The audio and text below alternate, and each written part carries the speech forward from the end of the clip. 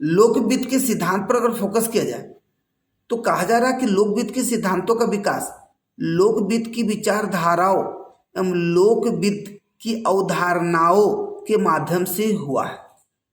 अगर सिद्धांत का विकास हुआ है तो विचारधारा और कॉन्सेप्ट के माध्यम से हुआ।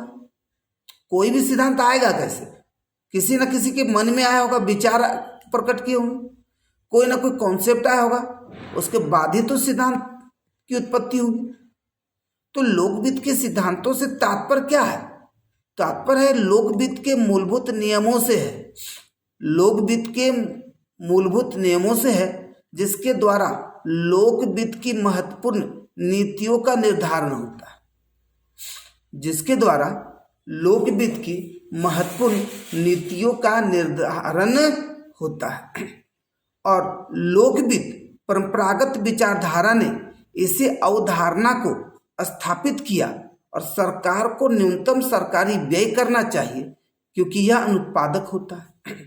आधुनिक समय में कल्याणकारी राज्य की अवधारणा की स्थापना के कारण लोकवित्त का महत्व अत्यधिक बढ़ गया है।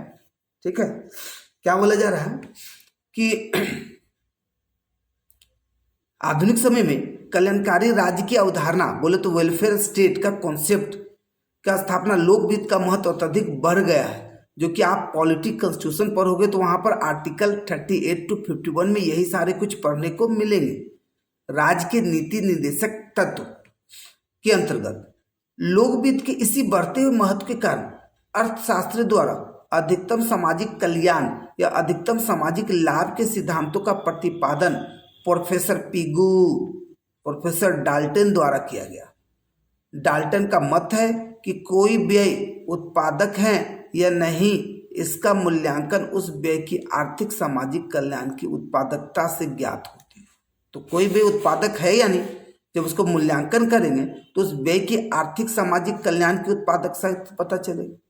नहीं जी, जैसे शिक्षा एवं स्वास्थ्य पर किया गया व्यय प्रायः व्यक्तिगत भोग विलासों पर किए जाने वाले व्यय की अपेक्षा अधिक उत्पादक तथा कल्याणकारी होते हैं, है ना। शिक्षा या स्वास्थ्य पर जो खर्च होते हैं तो वहाँ पर व्यक्तिगत भोग विलासों पर किए जाने वाले आप देख सकते हैं इन कार्यों को पूर्ण किए जिसे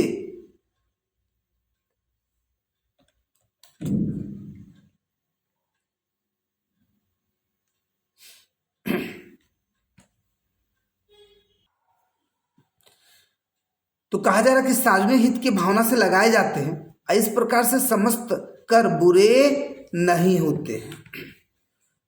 अब अधिकतम सामाजिक लाभ का सिद्धांत पर अगर फोकस किया जाए तो देखिए लोकवित्त के सिद्धांत के बारे में तो आपने फोकस किया और इसमें अधिकतम सामाजिक लाभ का सिद्धांत पर अगर फोकस किया जाए, ध्यान देंगे, ठीक है, तो आप देखोगे कि आधुनिक समसामयिक विश्व में प्रायः सभी राष्ट्र कल्याणकारी राज्य की अवधारणा में विश्वास रखते हैं तथा राज्य की नीति का मुख्य उद्देश्य समाज को अधिकतम सुख सुविधाओं का प्रदान करना है। लोकवित्त के दो प्रमुख क्षेत्र सार्वजनिक आय एवं सार्वजनिक व्यय होते हैं। तो जाहिर से शुरू से तो यही चर्चा करते जाते। वित्त बोले तो फाइनेंस, अब फाइनेंस बोले तो इनकम और खर्चा एक्सपेंसेस, बस यही दो चीज दिखेगा और इसी पे वर्क, आप व्यक्ति हो या सरकार हो तो इसी पे पूरा वर्क होते हैं। अतः लोकवित्त के दोनों क्षेत्रों पर लागू हो तथा इन दोनों वित्तीय कार्यवाहियों का निर्देशन तथा नियमन ऐसे मूलभूत सिद्धांतों के द्वारा किया जाए ताकि अधिकतम सामाजिक लाभ को प्राप्त किया जा सके। प्रोफेसर पिगू और प्रोफेसर डाल्टन इस सिद्धांत के प्रतिपादक और प्रसिद्धि हेतु उत्तरदायी थे। अब आप देखो डाल्टन का मत क्या है कि लोकवित्त की सर्वोत्तम प्रणाली वह है जिससे राज्य अपने कार्यों द्वारा अधिकतम सामाजिक लाभ की प्राप्ति करता है।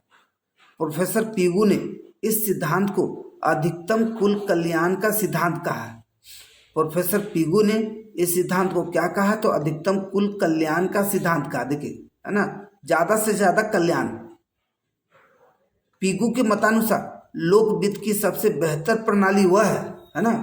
प्रोफेसर पिगू के मतानुसार लोकवित्त की सबसे बेहतर प्रणाली वह है जिससे राज्य कुल सामाजिक कल्याण को अधिकतम करता है। ठीक है। अब अधिकतम सामाजिक लाभ के सिद्धांत की व्याख्या पर अगर फोकस किया जाए, तो सिद्धांत तो देखा, अब इसकी व्याख्या पर अगर फोकस किया जाए तो आप देखोगे